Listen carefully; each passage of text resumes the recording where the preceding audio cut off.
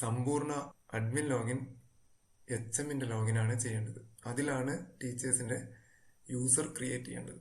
അപ്പൊ അതിനായിട്ട് നമുക്ക് യൂസറും പാസ്വേഡും നൽകി ലോഗിൻ ചെയ്ത് കഴിഞ്ഞാൽ നമുക്ക് ഇതുപോലെ ഡാഷ്ബോർഡിൽ ഡാറ്റ എൻട്രി യൂസേഴ്സ് എന്നുള്ള ഇത് കാണാം. അതിൽ ക്ലിക്ക് ചെയ്ത് കഴിഞ്ഞാൽ നമുക്ക് ഇപ്പോൾ നിലവിലുള്ള ഡാറ്റ എൻട്രി യൂസേഴ്സിനെ കാണാം. അതല്ലെങ്കിൽ നമുക്ക് സ്കൂളിന്റെ പേരിൽ ക്ലിക്ക് ചെയ്ത് more manage data entry users click ചെയ്ത് കഴിഞ്ഞാൽ നമുക്കിത് കാണാവുന്നതാണ്. ഇനി നമ്മളൊരു ക്ലാസ് ടീച്ചറെ ആഡ് ചെയ്യണം.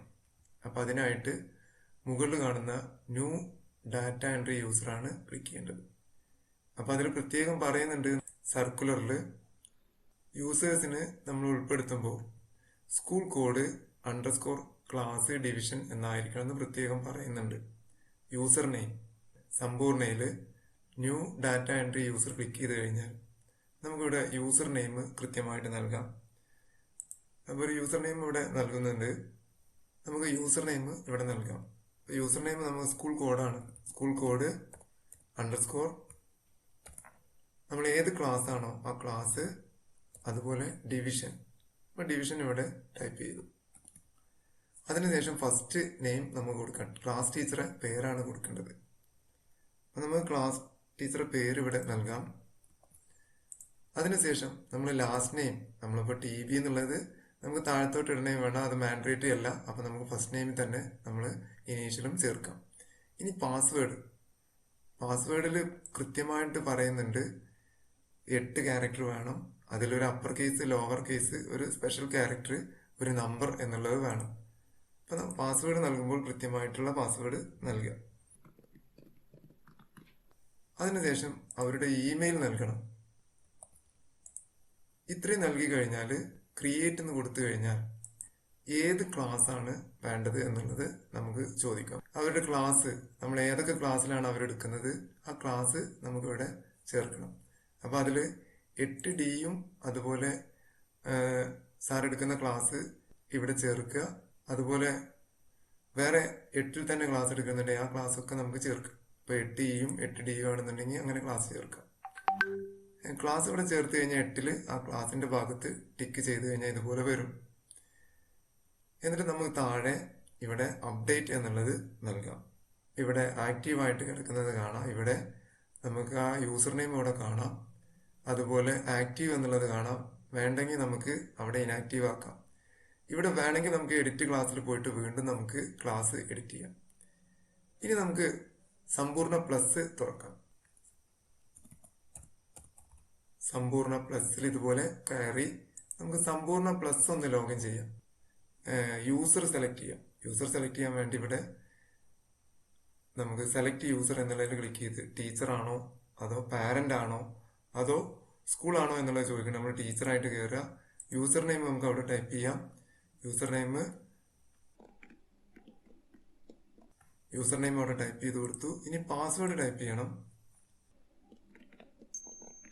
ഇത്രയും ടൈപ്പ് ചെയ്ത് കൊടുത്ത് നമ്മൾ സബ്മിറ്റ് ചെയ്ത് കഴിഞ്ഞാൽ ആ ക്ലാസ് ടീച്ചറെ കൃത്യമായിട്ടുള്ള വിവരം നമുക്കിവിടെ കിട്ടും ആ ക്ലാസ്സിന്റെ. അപ്പോൾ നമ്മളതില് പല കാര്യങ്ങളും ചെയ്യാം. അറ്റൻഡൻസ് മാർക്ക് ചെയ്യാം. അപ്പൊ അറ്റൻഡൻസ് 2 ക്ലാസ് ആണ് ഇപ്പൊ കൊടുത്തിട്ടുള്ളത്. ഓരോ ദിവസവും നമുക്ക് അറ്റൻഡൻസ് മാർക്ക് ചെയ്യാം.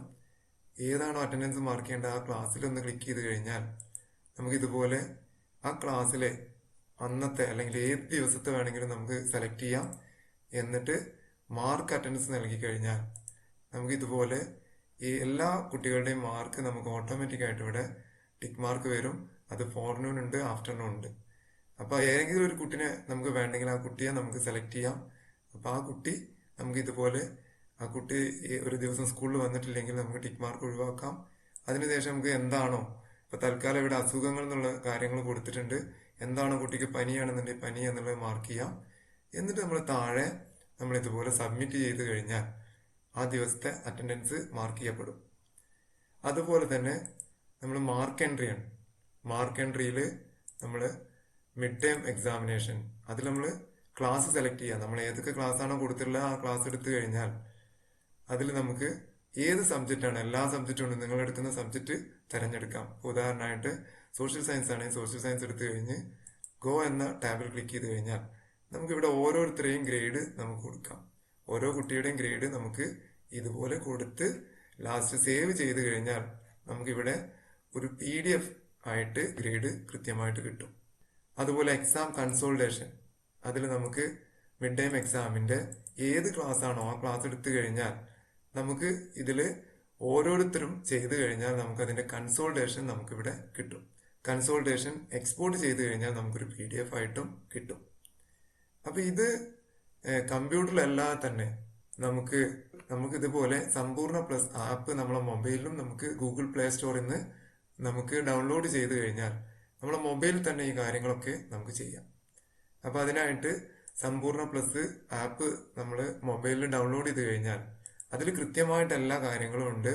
ഒരു കുട്ടിയുടെ ഡീറ്റെയിൽസ്, അതുപോലെ അവരെ കോണ്ടാക്ട് ചെയ്യാനും മറ്റുള്ള കാര്യങ്ങളെല്ലാം ഉണ്ട്.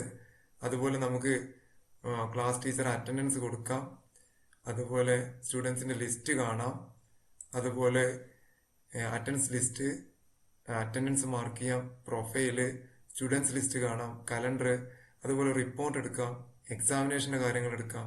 ഇത്രയും കാര്യങ്ങളൊക്കെ നമുക്ക് ഇതിൽ നിന്ന് എടുക്കാം. അതുപോലെ അറ്റൻഡൻസ് ലിസ്റ്റ് ഏത് ദിവസത്തെ വേണമെങ്കിലും അറ്റൻഡൻസ് നമുക്ക് നേരിട്ട് കാണാം, നമ്മളെ ക്ലാസ്സിലുള്ള കാര്യങ്ങൾ കാണാം. അപ്പൊ ഇത് മൊബൈലിൽ ചെയ്യാം, അതുപോലെ കമ്പ്യൂട്ടറിലും നമുക്ക് ചെയ്യാവുന്നതാണ്.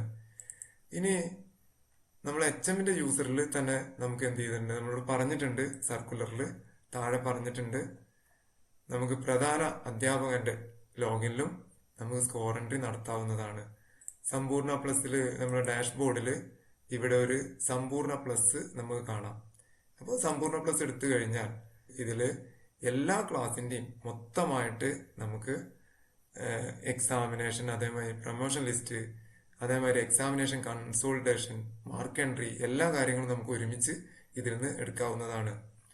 അതുപോലെ നമുക്ക് മൊബൈൽ ആപ്പ് വേണമെങ്കിൽ നമുക്ക് ഇവിടെ താഴെ നമ്മളെ പ്രധാന അധ്യാപകന്റെ ലോഗിനില് സമ്പൂർണ്ണ പ്ലസ് എന്ന ടാബില് ഈ മൊബൈൽ ആപ്പ് എടുത്തു കഴിഞ്ഞാൽ നമുക്ക് ഇതുപോലെ നേരിട്ട് നമുക്ക് മൊബൈൽ ആപ്പും നമുക്ക് ഡൗൺലോഡ് ചെയ്ത് അത് ഷെയർ ചെയ്ത് കൊടുത്താൽ, നമുക്ക് വാട്സപ്പിൽ ഷെയർ ചെയ്ത് കൊടുത്താൽ എല്ലാവർക്കും നമുക്ക് ആ സമ്പൂർണ്ണ പ്ലസ് ഇതിന്റെ ലിങ്ക് കോപ്പി എടുത്തു കഴിഞ്ഞ് നമുക്ക് ഷെയർ ചെയ്ത് കഴിഞ്ഞാൽ നേരിട്ട് നമുക്ക് ഫോണിൽ സമ്പൂർണ്ണ പ്ലസ് ഡൗൺലോഡ് ചെയ്യാവുന്നതാണ്. ഓക്കെ.